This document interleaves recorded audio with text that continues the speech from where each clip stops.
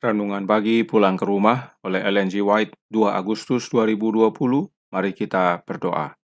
Bapa kami yang di sorga, Allah pencipta langit dan bumi, laut dan segala isinya, Allah yang maha besar, satu-satunya Allah yang benar yang kami sembah selalu melalui anakmu yang tunggal, Yesus Kristus.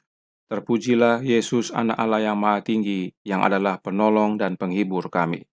Pada pagi hari ini kami bersyukur boleh bangun dan berbakti dan sebagaimana membaca nasihat firman-Mu. Kiranya ini mengubahkan hidup kami, agar masing-masing kami menjadi umat Allah yang setia. Beserta kami sepanjang perbaktian ini kehendak-Mu yang jadi, ampunkan kami akan dosa dan salah karena kami berdoa hanya melalui anak Allah yang tunggal, Yesus Kristus yang adalah Tuhan dan Juru Selamat kami. Amin. Renungan hari ini akan dibacakan oleh Saudara Ben Silitonga. Silahkan, Saudara Ben. Selamat pagi, renungan pagi kita 2 Agustus berjudul Benteng Allah. Ayatnya terdapat dalam 1 Timotius 3 ayat 15. Jadi jika aku terlambat, sudahlah engkau tahu bagaimana orang harus hidup sebagai keluarga Allah, yakni jemaat dari Allah yang hidup, tiang penopang dan dasar kebenaran. Bacanya, jemaat adalah alat yang ditentukan oleh Allah untuk keselamatan manusia. Jemaat itu telah diorganisasikan untuk pelayanan dan tugasnya ialah membawa kabar Injil ke seluruh dunia.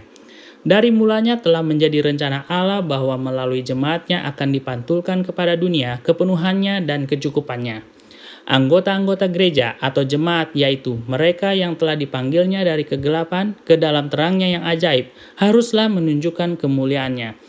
Jemaat itu adalah tempat penyimpanan kekayaan anugerah Kristus, dan melalui jemaatnya itu akhirnya akan dinyatakan bahkan kepada pemerintah-pemerintah dan penguasa-penguasa di surga pertunjukan yang terakhir dan sepenuhnya dari kasih Allah. Efesus 3 ayat 10. Banyak dan ajaiblah perjanjian yang dicatat dalam kitab suci mengenai jemaat itu, sebab rumahku akan disebut rumah doa bagi segala bangsa. Yesaya 56 ayat 7. Aku akan menjadikan mereka dan semua yang di sekitar gunungku menjadi berkat.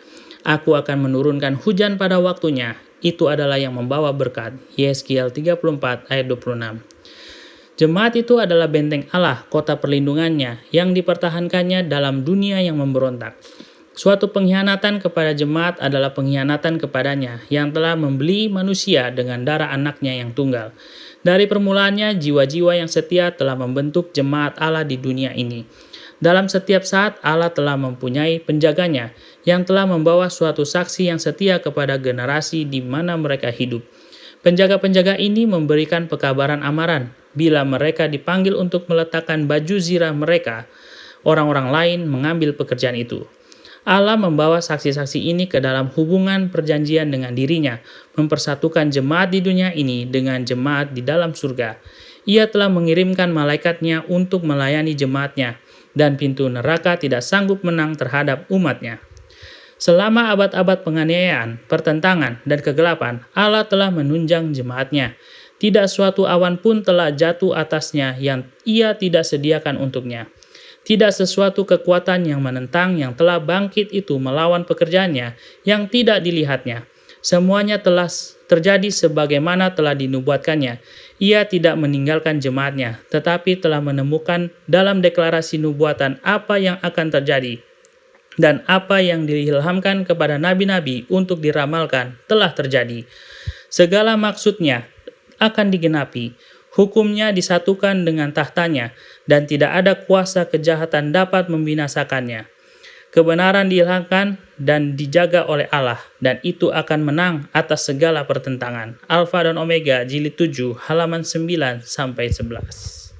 Pertentangan. Alfa Omega, jilid 7, halaman 9-11. Terima kasih atas penata layanan Saudara Ben. Tuhan Yesus memberkati. Saudaraku dalam Tuhan, perlu diketahui bahwa kata jemaat dalam renungan hari ini diterjemahkan dari kata church.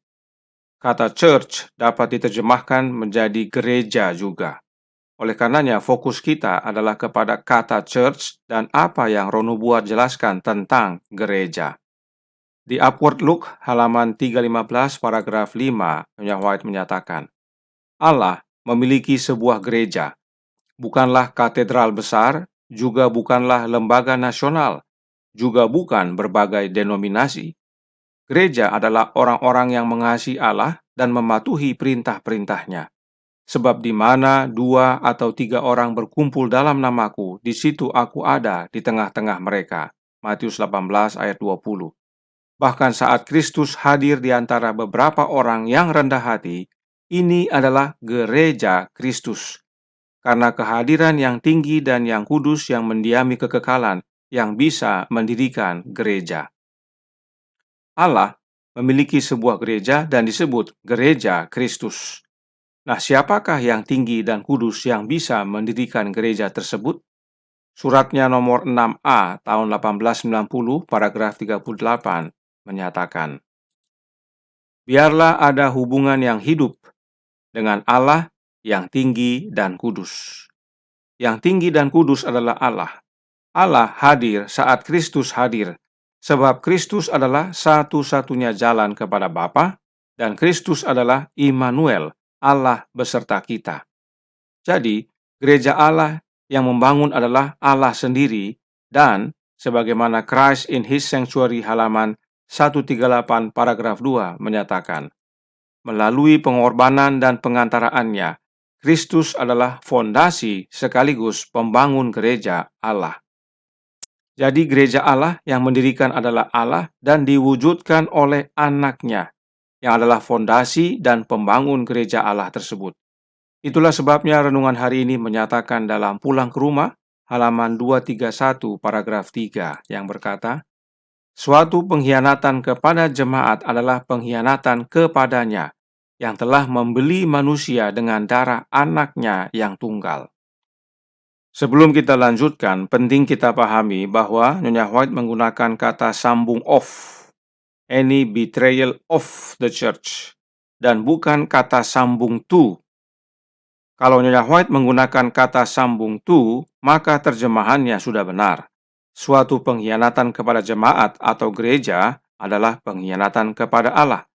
Tetapi Nyonya White menggunakan kata sambung of, sehingga terjemahannya yang benar adalah suatu pengkhianatan jemaat adalah pengkhianatan kepadanya yang telah membeli manusia dengan darah anaknya yang tunggal.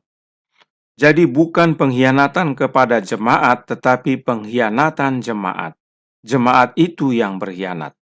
Karenanya, jika jemaat berkhianat, maka itu sama dengan berkhianat kepada Allah. Dan oleh karena melalui darahnya, Yesus telah membeli manusia, serta oleh darahnya, Yesus adalah fondasi gereja Allah, maka gereja itu adalah milik Kristus dan disebut gereja Kristus. Karenanya, pengkhianatan jemaat adalah pengkhianatan kepada Kristus juga. Nah, apakah artinya mengkhianati Kristus? SDA Bible Commentary volume 5 halaman 1102 paragraf 1 yang berkata, dia tidak membawa agama Kristus ke dalam hidupnya. Berapa banyak hari ini seperti Yudas mengkhianati Tuhan mereka? Dia di sini adalah Yudas, dan Yudas tidak membawa agama Kristus ke dalam hidupnya, dan karenanya Yudas mengkhianati Yesus. Karenanya, mengkhianati Kristus adalah menjadi bagian gereja Kristus, tetapi tidak menghidupkan agama Kristus. Nah, apa itu agama Kristus?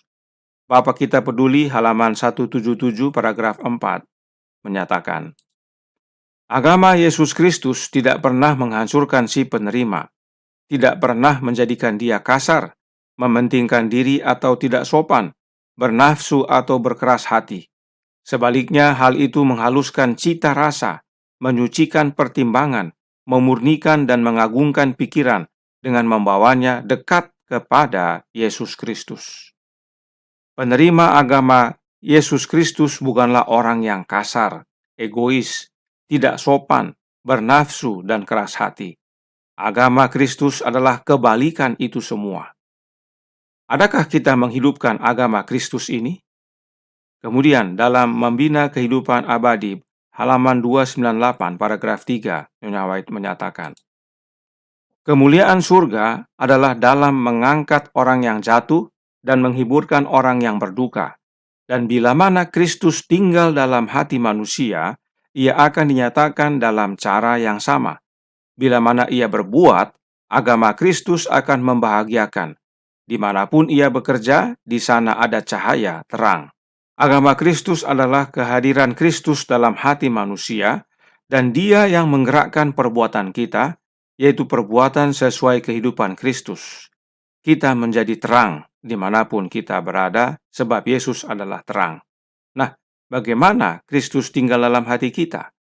Counselors to Parents, Teachers, and Students halaman 235 paragraf 2 berkata, untuk memiliki Roh Kristus di dalam hati adalah konsekuensi yang jauh lebih besar daripada kepemilikan pengakuan duniawi.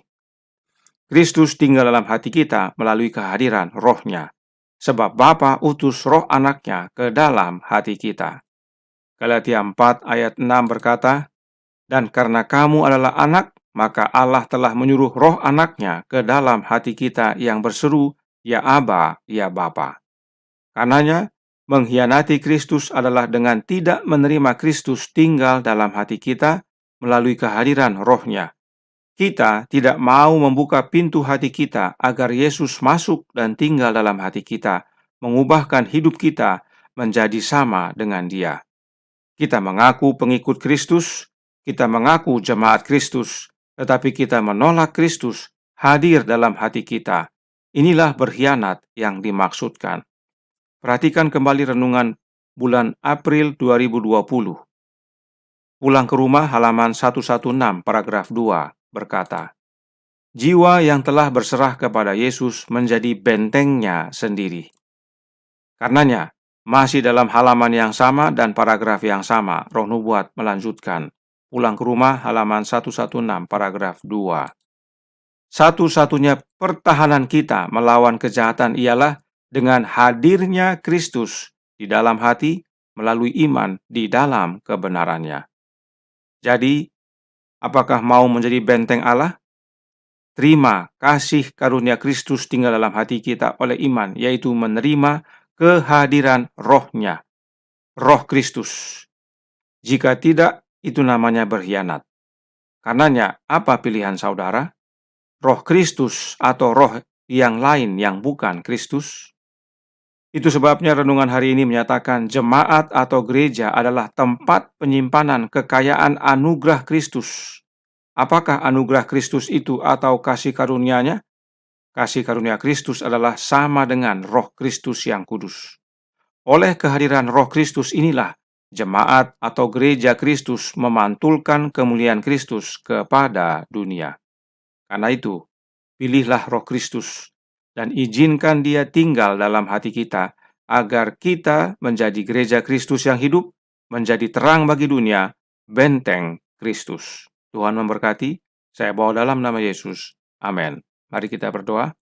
Bapa kami yang di sorga, Allah pencipta langit dan bumi, laut dan segala isinya, Allah yang maha besar, maha kuasa, sumber segalanya yang kami sembah selalu, melalui anak-Mu yang tunggal, Yesus Kristus. Terima kasih atas nasihat yang sangat baik bagi kami, agar kami hidup benar bagi-Mu dan tidak berkhianat kepada Allah, yaitu dengan menerima roh anak Allah dalam hati kami.